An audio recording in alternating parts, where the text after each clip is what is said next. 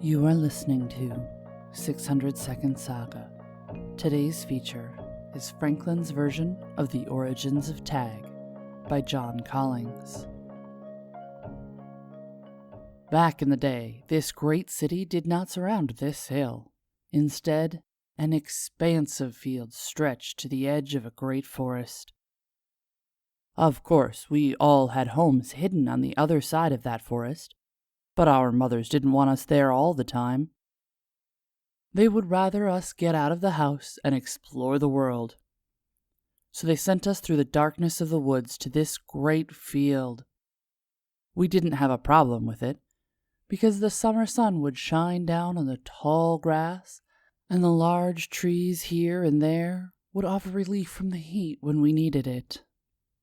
There was a lot for us to do there as well. Back then, we didn't have any formal rules to the game we played. Instead, we had the freedom to do whatever we wanted. The strange thing was we lacked direction. When you lack direction, your life becomes kind of useless. If you had seen the kids as they played on the field back in that day, you would understand what I mean. They would just run around aimlessly. Some would zag around the trees in some odd mockery of a race that only they knew about. Others would spread their arms out wide and twirl in the middle of the grass, as if they were a helicopter, and if they spun around quick enough, they would take off from the ground. Usually, they would spin around so much that they got dizzy, and that they would fall over and get sick all over themselves. One of us, Tommy, had such a mission with his time on the field. He would dash from one end of the field to the next. He would do this all day long. Nobody knew why he did it, but as soon as he got to the edge of the forest that surrounded the field, he would turn around and point himself in a straight line to run to the other end of the field. I thought of it as idiotic because I went out to the field to pursue more intellectual pursuits. I went to the field to observe the wild, elusive turkey. It is truly one of the most majestic birds I have ever seen. Their heads sit proudly on their long necks, which can rest upon the girth of their strong bodies. Their graceful movements still amaze me today as they waddle. And after years of observation, I have come to the conclusion that they have a purpose behind their aimless meandering. I came to this conclusion for the betterment of science only after years of study out on that field. I remember the exact day all of this started. People should celebrate it today because all of this around you would never have come about if it wasn't for that day. There should be parties in backyards and explosions at night to remember the moment.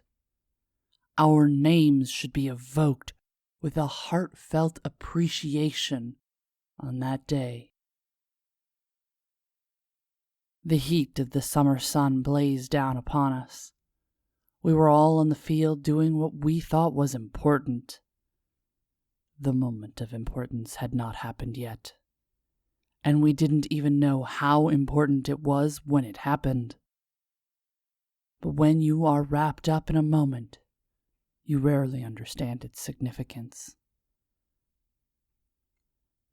The most impressive turkey tracks I had ever seen rested in the dew of the tall grass. I had been following them for a couple of weeks, and I could feel the owner's presence nearby. I had even given her a name, Gertrude. On this particular day, I was bending down to examine a wildflower that bore the mark of Gertrude's droppings, when somebody rudely ran into me. I couldn't believe that someone would have such tenacity to do something so disrespectful while I was on a mission for a higher intellectual pursuit. But then again, it had happened, so I could do nothing about it. It didn't knock me over, even though it distracted me from my greater mission. Being such a young man, I stood up to investigate the cause of the calamity, and saw Tommy sitting in the field. He seemed just as stunned about the accident as me.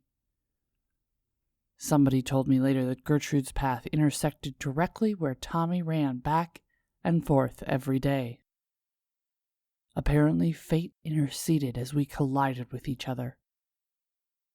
Physics explained the reason why he ended up on the ground, whereas I remained standing.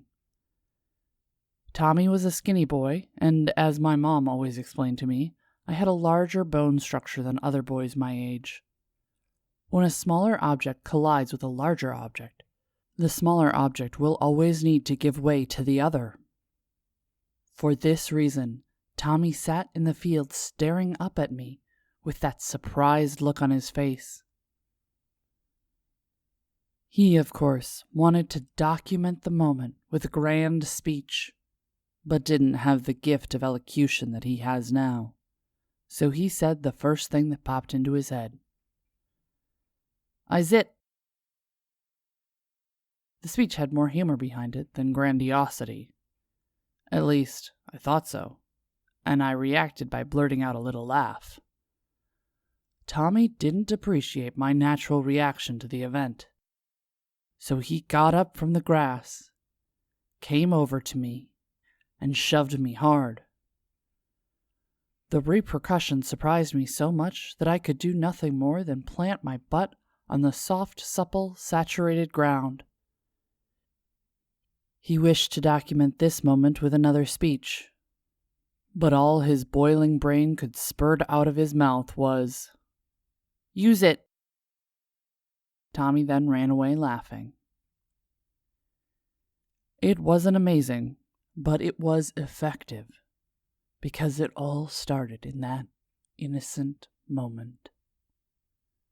We had invented the rules for the game of tag, and gave birth to a new form of entertainment for the field. This was Franklin's version of The Origins of Tag by John Collings. Read more about tag in Tag, A Cautionary Tale.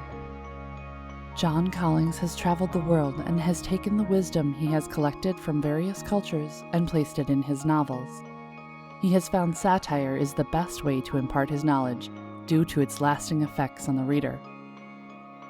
It is his goal to open up a discussion about what he perceives is wrong with the world in hopes that we can come together to fix it. Tag, A Cautionary Tale, is the follow-up to his debut novel, Hell and God and Nuns with Rulers. Check our show notes for links. Music is provided by Mads. Learn more about 600 Second Saga, our authors, how to submit your flash fiction, and how to support the podcast in the show notes. This has been Mariah Avix and 600 Second Saga.